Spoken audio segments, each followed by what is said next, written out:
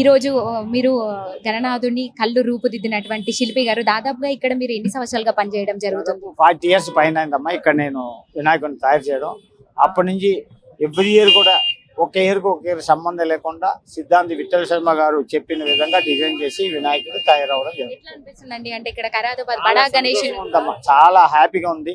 ఎందుకంటే నా లైఫే మొత్తం వినాయకుడికే సగం అంకితం చేసినట్టు అయింది. అలాగే వినాయకుడు కూడా నాకు ఎలాంటి ఇప్పుడు 67 ఇయర్స్ అయినా కూడా ఈ వినాయకుడి మీద పైకెక్కి వినాయకుడు చేసి అంత శక్తి ఇస్తున్నారు. అంతకంటే ఇంకా ఏం అవసరం లేదమ్మా. ఎట్లా ఉండబోతున్నాయి ఈసారి ప్రత్యేక పూజలు కావచ్చు, ఎలా ఏ విధంగా ఏర్పాటు? ప్రతి ఒక్కటి కూడా ఈ కమిటీ వాళ్ళు బాగానే అరేంజ్ చేశారమ్మా. ఎక్కడ కూడా ఎలాంటి ఇబ్బందికరం జరగకుండా అన్ని చక్కగానే జరుగుతుంది. అలాగే 7 తారీఖు పూజ అందుకున్న తర్వాత వచ్చే భక్తులు కూడా దర్శనానికి కావాల్సిన అరేంజ్మెంట్స్ అన్ని ఈసారి కమిటీ కూడా కలిసి చేస్తున్నారు కాబట్టి చాలా బాగా పూజలు అందుకుంటుంది. అలాగే 17th కూడా మార్నింగే ఇక్కడ నుంచి నిమజ్జనానికి వెళ్తుంది. లాస్ట్ ఇయర్ తో పోలిస్తే ఈసారి ఎట్లా తీసుకున్నారు చర్యలు కావచ్చు? గవర్నమెంట్ ఏ విధంగా సపోర్ట్ చేస్తుంది అసలు ఈసారి? గవర్నమెంట్ ఎవ్రీ ఇయర్ కూడా ఖైరతాబాద్ గణేష్కి ఇప్పుడు దాకా అబ్జెక్షన్ చెప్పలేదు. వాళ్ళు అబ్జెక్షన్ చెప్పలేదని మేము కూడా మా ఇష్టానికి హైట్ పెంచడం లేదు. ఎందుకంటే ఈ సంవత్సరం 70 ఫీట్ చేయడానికి రీజను ఈ స్వర్గీయులు సుదర్శన్ గారు లక్షల మంది భక్తులు వాళ్ళ ముందు 70 ఫీట్ వినాయకుడిని నెక్స్ట్ ఇయర్ నేను చేస్తాన్నారు. ఆయన వాగ్దానం మీద ఈ సంవత్సరం 70 ఫీట్ వినాయకుడిని చేయడం జరుగుతుంది. ఇక్కడ కళాకారుల గురించి ఏం చెప్తారు? ఎందుకంటే వర్షం పడ్డప్పటికీ కూడా ఎలాంటి ఇబ్బందులకి ఏమైనా గురయ్యారా? ఎట్లా పని చేయడం జరిగింది అనుకున్నారా? ఈ రోజుతో అంటే 2 రోజుల ముందే గణనాథుని రూపం తయారైపోతుంది. అవునండి, మేము ఇక్కడ వచ్చి ఆర్టిస్టులు పనిచేసే ప్రతి వాళ్ళు కూడా వాళ్ళ ఇష్టంగా వచ్చి ఇక్కడ పని చేస్తారు. మేము కంపల్సరీ పని చేయమని అనడం ఉండదు. ఎందుకంటే ఎవరైనా ఆర్టిస్టులు మన ఇండియాలో ఉండే వాళ్ళు ఎవరైనా ఒక్కసారైనా ఖైరతాబాద్ వినాయకుల్లో పని చేయాలనుకుంటారు. అలా ఎవ్రీ ఇయర్ కూడా అవకాశం ఇవ్వడం జరుగుతుంది.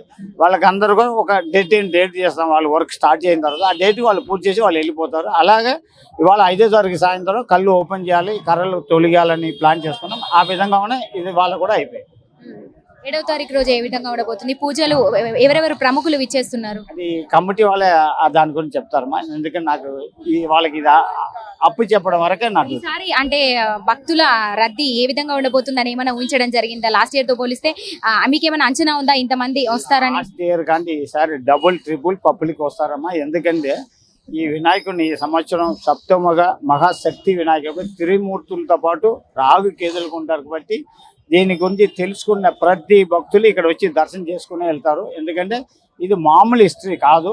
సప్తముగా తిరుమూర్తులతో పాటు వినాయకుడు ఉండడం అనేది చాలా రికార్డు.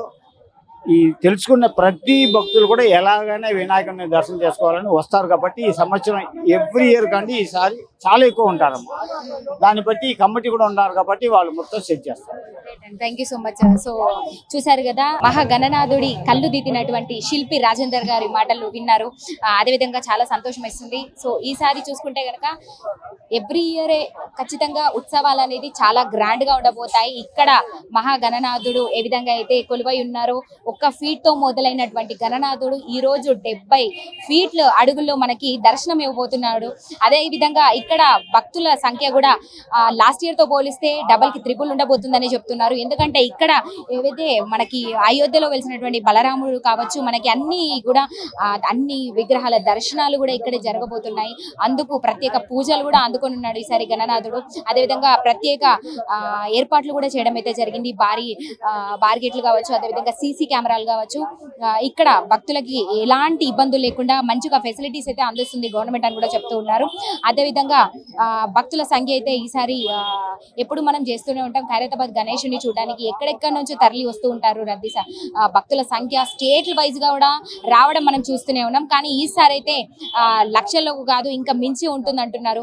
అంటే 1 కోటి వరకు కూడా చేరుకునేటువంటి అవకాశాలు ఎక్కువ కనపడుతున్నాయి అంటూ కూడా చెప్తూ ఉన్నారు. మరి చూడాలి. అదేవిధంగా 7వ తారీఖు రోజు ఉదయం, శనివారం 7వ తారీఖు రోజు ఉదయం నుంచి కూడా ప్రత్యేక పూజలు అయితే గణనాథుడు అందుకోబోతున్నారు. అదేవిధంగా ప్రముఖులు కూడా విచ్చేస్తున్నారు. ప్రముఖ ప్రధానంగా పలు మంత్రులు కూడా రానున్నట్టుగా కూడా సమాచారం అయితే ఉంది. అదేవిధంగా ఉదయం సీఎం రేవంత్ రెడ్డి గారితోనే ప్రత్యేకమైనటువంటి పూజ కూడా ఏర్పాటు ఉంటుంది. అదేవిధంగా తలంబ్రాలు అనేది, అదేవిధంగా కండువ కావచ్చు, ప్రధానంగా అన్ని కూడా ప్రత్యేక పూజలు అయితే ఈసారి ఉండబోతున్నాయని కూడా చెప్తున్నారు. అదేవిధంగా ఇక్కడ అంబులెన్స్ కావచ్చు, ఇక్కడ మెడికల్ క్యాంప్ కూడా అరేంజ్ చేయడం జరిగింది. వాటర్ ఫెసిలిటీ కావచ్చు, ప్రత్యేకంగా జనాలకి ఇక్కడ ఉన్నటువంటి గణనాథుని దర్శించుకునేందుకు వచ్చినటువంటి భక్తులకు ఎలాంటి ఇబ్బంది లేకుండా ప్రత్యేక ఫెసిలిటీస్ అందించారనే చెప్పొచ్చు. వినాయక చవితి అంటేనే గణనాథుడి యొక్క రూపం ఎలా ఉండబోతుందని హైదరాబాదే కాదు యావత్ తెలంగాణ మొత్తం కూడా ఎదురు చూస్తూ ఉంటుంది. ముఖ్యంగా ప్రధానంగా మనం మాట్లాడుకుంటున్నాం, మీకు అందరికి అర్థమైపోయి ఉంటుంది ఖైరతాబాద్ గణేష్ గురించి. గల్లీలో గణేశుడిని అందరూ పెడుతూ ఉంటారు, కానీ బడా గణేష్ ని చూడాలంటే మాత్రం ఖచ్చితంగా ఖైరతాబాద్ కి మాత్రం రావాల్సిందే, వచ్చి చూడాల్సిందే. అయితే ఇక్కడ 70 సంవత్సరాలుగా కూడా సంవత్సరంకో చొప్పున ఒక రూపాన్ని ధరిస్తూ కూడా గణనాథుడు మనందరికీ దర్శనం ఇస్తూ ఉన్నప్పటికీ మరి ఈసారి 70 సంవత్సరాల సందర్భంగా 70 అడుగుల గణనాథుడు మనకి రూపం కూడా ఈసారి కొత్తగా అయితే ఉండబోతుంది. మరి ఏ విధంగా ఉంటుంది, రూపంతో పాటు ఈసారి ప్రత్యేకతలు ఏంటి, అదే విధంగా ఉత్సవాలు ఎలా ఉండబోతున్నాయి తెలుసుకునేటువంటి ప్రయత్నం చేద్దాం. నమస్తే మేడం. నమస్తే అండి మేడం, ఈసారి గణనాథుడు ఏ విధంగా ఏ రూపంలో మనకు దర్శనం ఇవ్వబోతున్నాడు, ఇక్కడ ఉన్నటువంటి ప్రస్తుతం ప్రత్యేకతలు ఏంటి, ఉత్సవాలు ఏ విధంగా ఉండబోతున్నాయి ఒకసారి మీరు మీ మాటలో. ఈసారి భగవంతుడు సప్తముఖ మహాగణపతిగా నామకరణం చేశాము. సప్తముఖాలు 7 ముఖాలు, 7 తలకాయలు, 70 సంవత్సరాలు, 70 ఫీట్లు. అందులోను మట్టి గణపతి 7వ తారీఖు పూజన, 17వ తారీఖున నిమజ్జనం. ఈ యొక్క ప్రత్యేకతలు, దాంతో పాటు భగవంతుని కుడివైపున బాలరాముడు ఉన్నాడు, ఎడమ వైపు లెఫ్ట్ సైడ్ రావుకేతులు ఉన్నారు, కంప్లీట్ రైట్ అండ్ లెఫ్ట్ శివపార్వతుల కళ్యాణం అండ్ శ్రీనివాస కళ్యాణం. ఇన్ని థీమ్స్ ఉన్నాయండి ఈసారి. ఇది అంత స్పెషల్ కిందగా ప్రత్యేక ఆకర్షణగానే చెప్పుకోవచ్చు భగవంతునివి ఇలాంటి. సో అరేంజ్మెంట్స్ అంటారండి, పూజకు రిలేటెడ్ భగవంతుడు కంప్లీట్ గా తయారైపోయారు, కళ్ళు కూడా ఇప్పుడే రూపుదిద్దుకున్నారు. సో కంప్లీట్ గా దర్శనానికి రెడీ ఉన్నారు. కానీ 7వ తారీఖున ఉదయం నుంచి అందరూ భక్తులు వచ్చి దర్శనం చేసుకోవచ్చు మార్నింగ్ నుంచి. ఈసారి గవర్నమెంట్ తీసుకున్నటువంటి చర్యలు ఏ విధంగా ఉన్నాయి అంటే భక్తులకి ముఖ్యంగా రద్దీ విషయంలో కావచ్చు, మనం ఎప్పుడు ప్రతి ఏడాది చూస్తూనే ఉంటాం. ఫెసిలిటీస్ గురించి, ఏ ఫెసిలిటీస్ అంటే భక్తులకి ఇబ్బంది కలగకుండా ఏ విధంగా ఏర్పాటు చేయడం జరిగింది మీరు ఇక్కడ ప్రత్యేకత? గవర్నమెంట్ నుంచి అయితే సహాయ సహకారాలు మంచిగా ఉన్నాయండి, నో డౌట్ అందులో. ఎందుకంటే పోలీస్ సిబ్బంది కూడా 24/7 వాళ్ళు కూడా కష్టపడుతూనే ఉంటారు. మేము ఉత్సవ కమిటీ వాళ్ళం ఉంటాము, దాని తర్వాత బస్తీ వాసులు ఉంటారు, బస్తీ యూత్ ఉంటుంది, ఇక్కడ నుంచి వాలంటీర్స్ వస్తారు అనమాట. అన్ని సేవా కార్యక్రమాలకు వెళ్ళి ఆ వాలంటీర్స్ కూడా వాళ్ళ సహాయం తీసుకొని, దాంతో పాటు అడిషనల్ బెనిఫిట్ గా మనకి పోలీస్ డిపార్ట్మెంట్ 24/7 నిద్ర కూడా లేకుండా వర్క్ చేసే డిపార్ట్మెంట్, పోలీస్ డిపార్ట్మెంట్, వాళ్ళ సహకారాలు ఉన్నాయి. దానివల్ల నీ లైన్ కంట్రోలింగ్ అనేది మనకు ఈజీ అయిపోయింది. లేదంటే ఎందుకంటే ఇంత క్రౌడ్ ని మెయింటైన్ చేయాలంటే చాలా కష్టం. మన మహాగణపతికి మనం బస్తీలలో మనం అయితుంటేనే మనం జామ్ అయిపోయే సిచ్యువేషన్స్ ఉన్నాయి ప్రజెంట్. సో అలాంటి 70 ఫీట్ల గణపతిని చూడడానికంటే ఎంతమంది వస్తారో మనం అంచనా వేసుకోవచ్చు. సో అలాంటివి సక్రమంగా జరగడానికి మాత్రం పోలీస్ డిపార్ట్మెంట్ ఒక అందుబాటులోనే ఉంటారు. దాని తర్వాత బ్యారికేడ్స్ కూడా అందరూ సీక్వెన్స్ లో లైన్ లో in gate and out gate అది ఫిక్స్ అయిపోయిందండి. భక్తులకైతే వాటర్ ప్రొవిజన్ ఉంటుంది. ఒకవేళ ఇన్ కేసు ఎవరైనా సిక్ అయితే మాత్రం వాళ్ళకి మెడికల్ క్యాంప్ కూడా మేము అరేంజ్ చేస్తున్నాం. ఇక్కడ 7వ తారీఖు నుంచి ఉంటుంది, ఇప్పటి నుంచి ఉంటుంది. 7వ తారీఖు నుంచి మెడికల్ క్యాంప్ ఉంటుంది. దాంతో ఇన్ కేస్ ఎనీ ఎమర్జెన్సీ అంబులెన్స్లు కూడా రెడీగా ఉంటాయండి.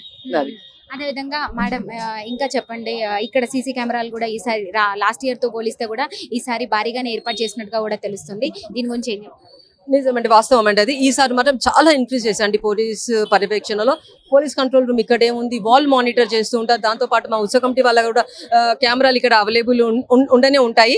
సో దానికి భయపడాల్సిన అవసరం ఏం లేదు. ఏ ప్రజలు వచ్చి నిర్భయంగా రావాలి, భగవంతుని దర్శించుకొని తీర్థ ప్రసాదాలు తీసుకొని వెళ్ళాలని మా రిక్వెస్ట్. కానీ మీరు వచ్చేటప్పుడు మీ పిల్లల్ని భగవంతుని చూసుకుంటూ చాలా మంది పిల్లల్ని వదిలేసుకుంటూ వెళ్ళిపోతారు. సో ఎలాగైతే భగవంతుని దర్శిస్తారో పిల్లల మీద కొంచెం కాన్సన్ట్రేట్ కింద కూడా చూసుకుంటూ దర్శించుకుంటూ కోరికలు తీర్చాలని భగవంతుడు ప్రార్థిస్తూ ముందుకు సాగాలి. అంటే ఎలా ఉండబోతున్నాయి అంటే పూజల యొక్క ప్రత్యేకతలు ఏంటి? 7వ తారీఖు రోజు నుంచి ఉదయం ఏ టైం నుంచి కూడా పూజలు అనేది స్టార్ట్ అయిపోతాయండి.